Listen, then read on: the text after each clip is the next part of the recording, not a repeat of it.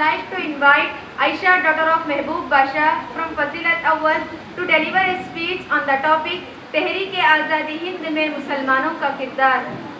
कुछ बात है कि हस्ती मिटती नहीं हमारी, कुछ बात है कि हस्ती मिटती नहीं हमारी, सदियों रहा है दुश्मन दौरे ज़मां हमारा। अस्सलामु अलैकुम व रहमतुल्लाहि व बरकातुहू।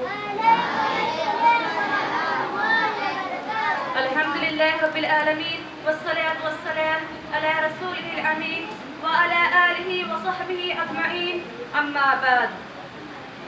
सदर जामिया व नाज़िम जामिया, मुअज़्ज़ज़ मौलमीन व मुअल्लिमात, स्टेज पर जलवा अफरोज़ मेहमानान ख़ुसूसी और तालिबात जामिया, आज की इस पुरौनक बज़्म में मेरा मौज़ू है तहरीक आज़ादी हिंद में मुसलमानों का किरदार।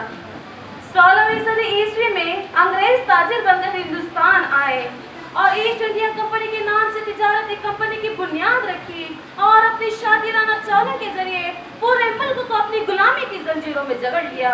सोने की चिड़िया के नाम से मशहूर सजरी मुल्क की दौलत को लूटने लगे। लड़ाओ और हुकूमत करो कि मकराना पॉलिसी अपना कर पुरअमन हिंदू और मुसलमानों के दरमियान मुनाफियत की ऐसी बीज बोदी कि आज तक खत्म होने का नाम नहीं ले रही है। मुल्क की तहजीबी व तमद्दुनी समाजी व इक्तिसादी जिंदगी में अपनी हयासोस तहजीब के वानविट नुखूश छोड़े कि आज भी उनसे पीछा छुड़ाना मुश्किल नजर आ रहा है। उनका जुल्म व इस्तिबदाद जब हद से आगे बढ़ गया तो हिंदुस्तानियों के अंदर अपनी गुलामी के खिलाफ आज़ादी का हिसास ज्यादा और अंग्रेजों के खिलाफ जिद्दोजहद शुरू की। इस जिद्दोजहद में जहाँ बिरादर ने मुतल्लिक़ कुर्बानियाँ दी, वहीं हमारे मुसलमानों ने भी तन मन धन की कुर्बानी लगा दी। चुनांचे नवाब सिराजुद्दौला, मीर कासिम, शाह आलम, नवाब शुजाउद्दौला, शेर मैसूर टीपू सुल्तान रहमुल्लाह अजमईन ने एक के बाद एक अंग्रेजी ताकत से लोहा लिया। शाह इस्माइल शहीद, सैयद अहमद शहीद की क़यादत में मुसलमानों ने आज़ादी वतन की खातिर हिमालय की बर्फ़पोर चोटियों से लेकर वादी कश्मीर की खाइयों तक और से लेकर खलीज बंगाल तक की सरजमीनों को अपने खून से लालेज़ार बनाया। मोहतरम हाज़रीन, 1857 ईस्वी की बगावत में मुसलमानों खुसूसन उलमा इकराम ने क्या किरदार अदा किया, इसका अंदाजा बगावत की नाकामी के बाद अंग्रेजों के मज़ालिम से लगाया जा सकता है जो उन्होंने उन पर ढहाए। चुनांचे अंग्रेजों को सबसे बड़ा खतरा मुसलमानों के दिलों में मौजूदा जज्बे जिहाद से था। इस जज्बे जिहाद को कुचलने के लिए कुरान के नुक्सों को जलाते, उनकी बेहुरमती करते बेशुमार उलमा इकराम को तख्ते-ए-तार पर चढ़ाया गया। जानवर की चर्बी उनके जिस्म पर मारकर जिंदा जला दिया गया। जानवर की खाल में उनको सीकर कत्ल कर दिया गया। मुसलमानों की मिल्कियतें जब्त की गई। सरकारी मुलाजिमतों से उन्हें चुन चुन कर निकाला गया। इन तमाम कोशिशों के बावजूद वो मुसलमानों के दिलों से जज्बा जिहाद और हुर्रियत को खत्म करने में एकसर तौर पर नाकाम रहे। वतन को जब भी और जिस किस्म की भी कुर्बानी की जरूरत पेश आई, मुसलमान हमेशा इसमें आगे ही रहे। मोहतरम हाज़िरीन, तारीख इस बात पर शाहिद है मुसलमानों ने इस मुल्क को आज़ाद कराने में अपनी जान व माल आइज़ा व ग़ारिब की कुर्बानियाँ पेश की हैं।